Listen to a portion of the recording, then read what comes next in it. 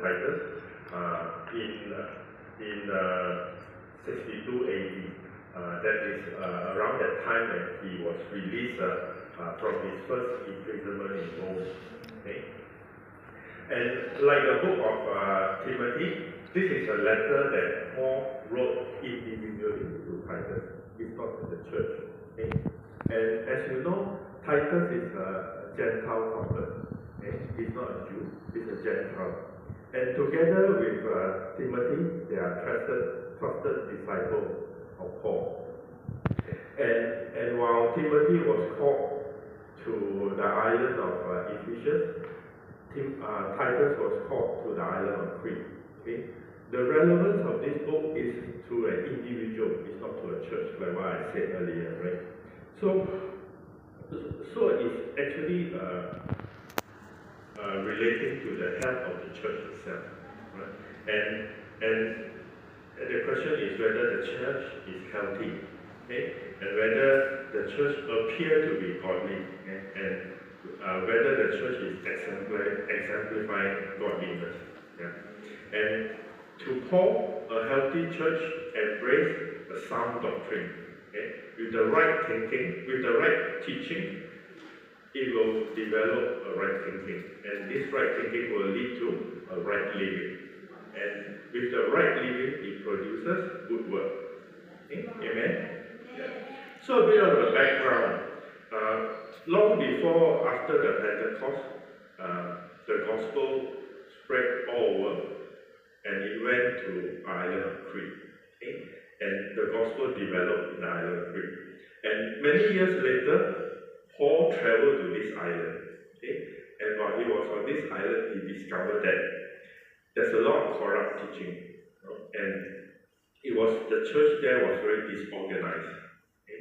And that is why he sent Titus to this island to put things in order. So if you look at Titus chapter 1 verse 5, can I have this Titus chapter 1 verse 5?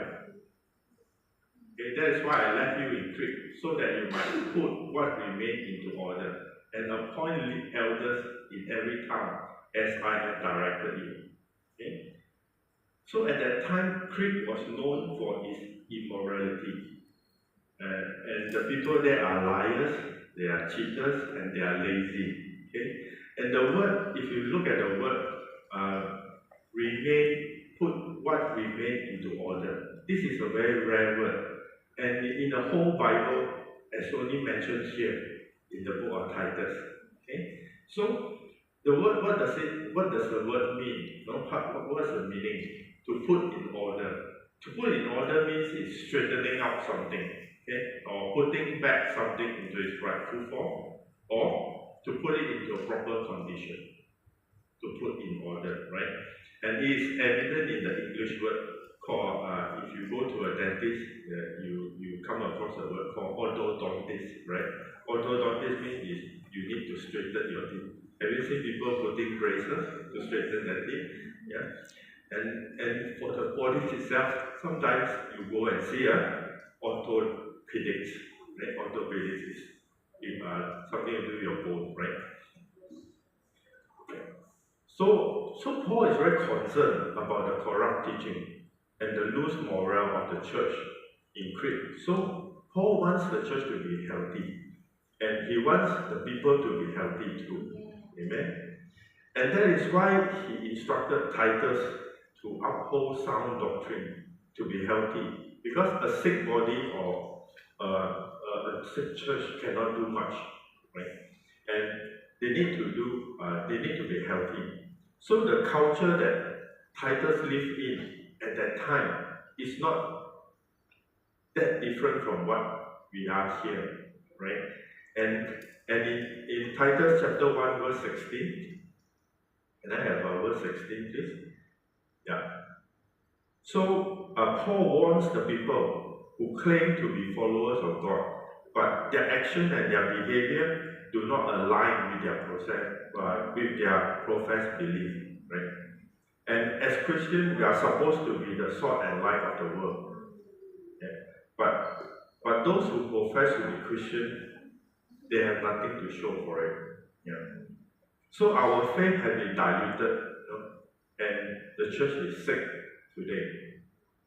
So according to a research done, 64% say that all religious faiths are of equal value. So if everyone then they'll be saved, right? So they said 57% of them say they believe in Jesus. At the same time they believe in other gods. So our view is so liberated nowadays, and we are very ignorant of our sin, right? And many believers are oblivious to biblical teaching. They take it very lightly, and they in Christian we uphold the purity of before marriage, right? But nowadays you see a lot of people are cohabiting, right?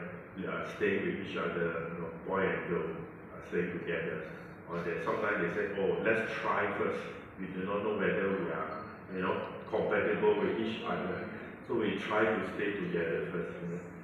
So, and then foul languages, So nowadays, if you walk along the street, you see even small kids, when they speak a lot of foul languages, even in primary school. So I asked my daughter, I said nowadays it's very prevalent in primary school. Every word they speak a lot of foul languages. And now the recent trend is in the belief of multiple genders, equal rights. So even in a lot of companies, they are encouraging equal gender, transgender. They even have a special day to celebrate, this day itself. So Titus was urged by Paul to teach and instruct the church sound doctrine and model right living. That's what we are doing, right living, right? So Paul is not saying that we should follow a code of conduct to become more Christian. Okay? He was going against the Jewish law, right? Back in the old days, the Pharisees was practicing Jewish law, right? So the fact that they practice Jewish law doesn't mean that they become more Christian, right? So what Paul is saying is that you do not become good by doing good, right? A godly